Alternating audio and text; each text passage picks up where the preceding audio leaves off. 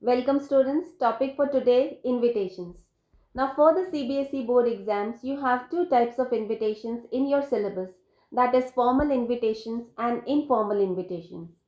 Formal invitations are impersonalized invitations where one invitation card is extended to many people. And the difference comes over the envelope where we mention the name of the person whom we are inviting. So these invitation cards are, in fact, we never use I or we or you. That means they're never written the first and the second person. They're entirely written in the third person. So this card needs to be designed and they are completely impersonalized. Informal invitations, on the other hand, are completely personal invitations where one invitation is extended to only one person. The difference comes where we change the name of that person in that invitation card. And as they are personal invitations, of course, the first and the second person is used. So, formal invitation types are birthday invitations, marriage ceremony, inauguration of a shop, housewarming ceremonies, then invitations extended from the school regarding the annual function. All of these are formal invitations.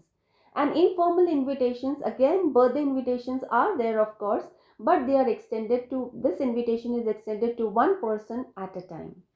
Now, in your syllabus, you have their individual replies also. Formal invitation has its reply of acceptance, reply of refusal, and informal invitations also they have the replies of acceptance and reply of refusal. What does this mean?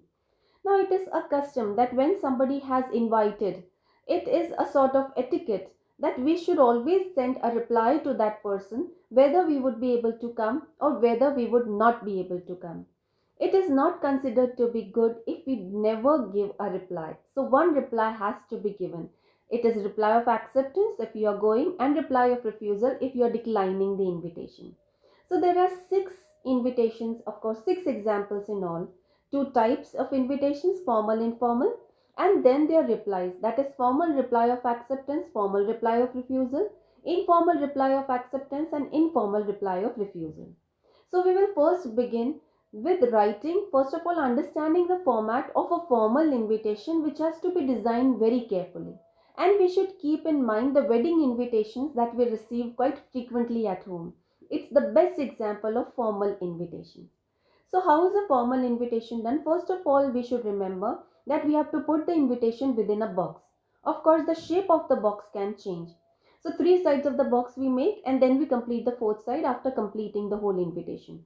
Because if we don't put short compositions within a box, half marks are deducted. The first thing in a formal invitation, we write the name of the host or the hosts. So the host can be one, the host can be two people. And if the host are two people, we need to remember that the next entry, that is the words to invite, we have to be careful of the verb. Like if it's just one person, we'll use the word invites, and if there are two people, we'll use the word invite. Of course, singular nouns always carry a verb with s or es. So we have to keep this in mind. So the first entry you can see here is the name of the host or the host. Then we have certain words to invite.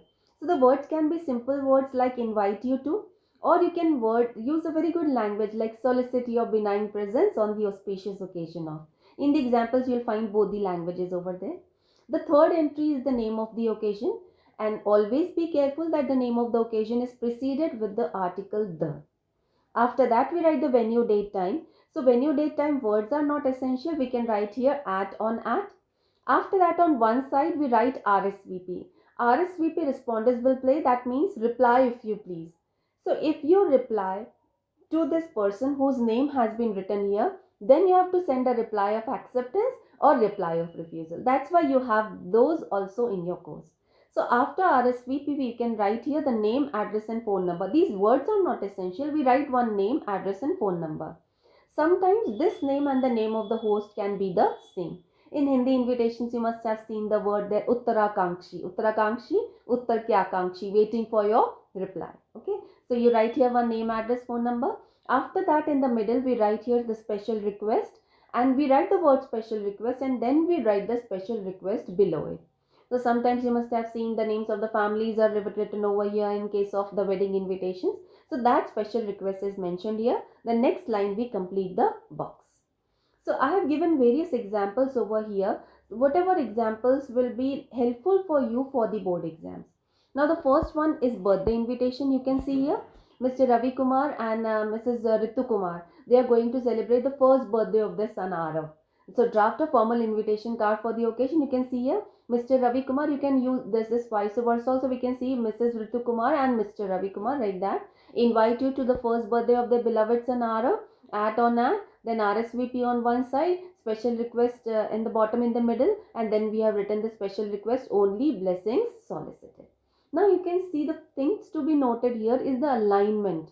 How I have aligned, this is a designing. We are designing a card. We are not just writing. So board hasn't said that you should write 3 words in a line or 2 words in a line or 1 word in a line. You can write any number of words in a line, but the card should look presentable. So we can of course change the shape of the card, that depends on us. Okay. Then after that you can see here one wedding invitation card is there, and I have brought a little bit of creativity by writing the word invitation on one side. So you can see here the name of the bride is written Suchita, then the name of the parents is again written, then with word, then the name of the bridegroom and the name of the parents has been written. At on at is there, RSVP is there, special request is there. So only blessing solicited, because nowadays people don't accept envelopes or cards or gifts, so that's why they write this. Then you can see your school invitation.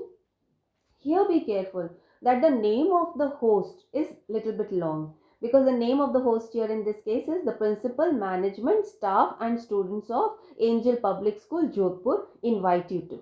You can see here the name of the occasion has been preceded with the article the, then at is written, but here is there is a difference. In case of the school invitation, we don't write RSVP because we don't send a reply to the school whether we'll be coming or not.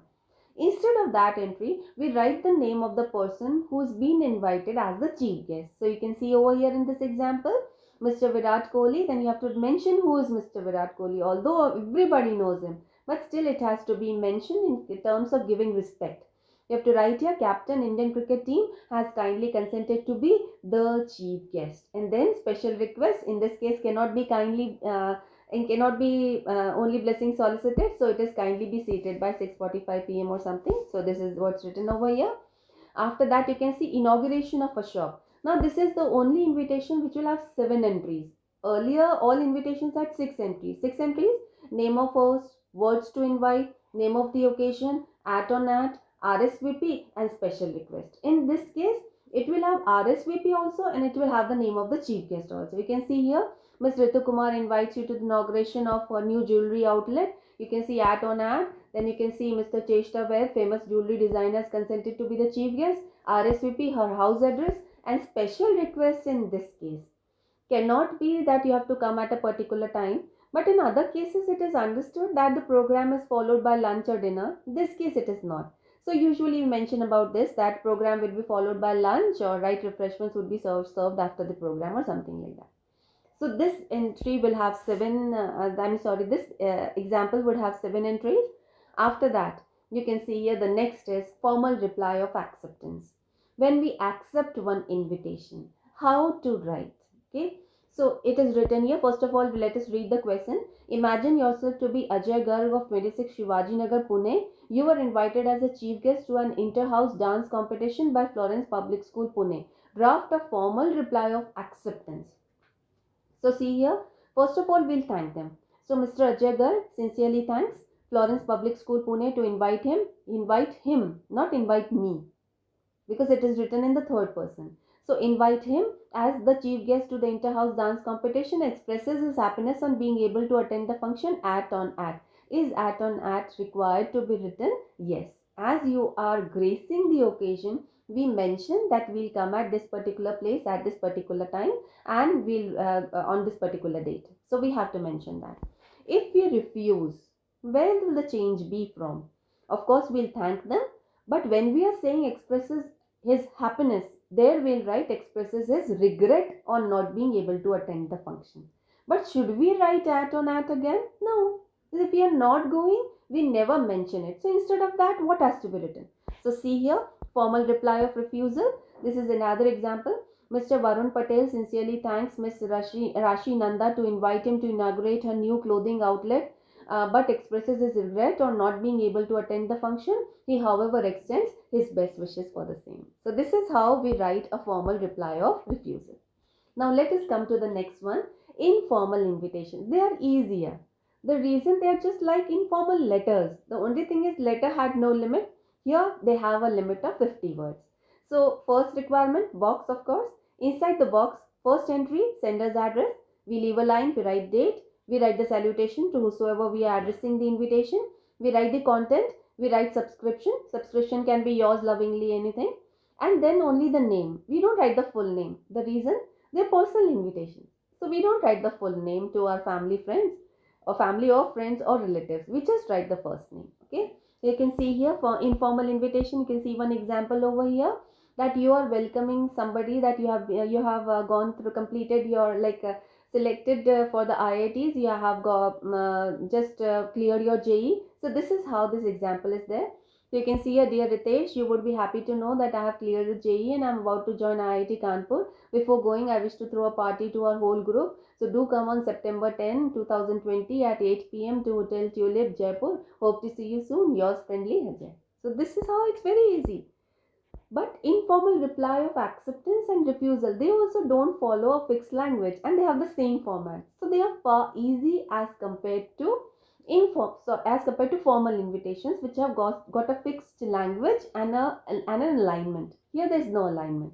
Okay, so you can see here that somebody has readily accepted the invitation. You can see here they'll be coming at on at, and if you are refusing, so you can see this invitation. I was glad to receive your invitation for your birthday celebration. It has been a long time that a whole group has been together. I'll join you on January 4th at Hotel Green Park. I'm making sure to buy a good gift for you. Yours friendly. So this is how you are writing about accepting. And if you are refusing, you can mention the reason also along with it, because it is an informal invitation. You can mention the reason. In formal invitations, in case of formal invitations, we avoid writing the reason of refusal. But in this case, we do it because it is informal, so personalized, so we have to mention it. So these are all the examples. I hope now the invitations are very clear. Thank you.